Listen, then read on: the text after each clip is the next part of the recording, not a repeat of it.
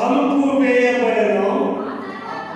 ఆ తర్వాత కొందరు వచ్చి డాము డాము డాము కొడతా ఉన్నారు. ఎవరు?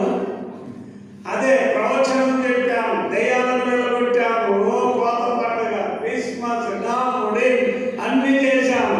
అక్కడేమన్నది తెలుసా?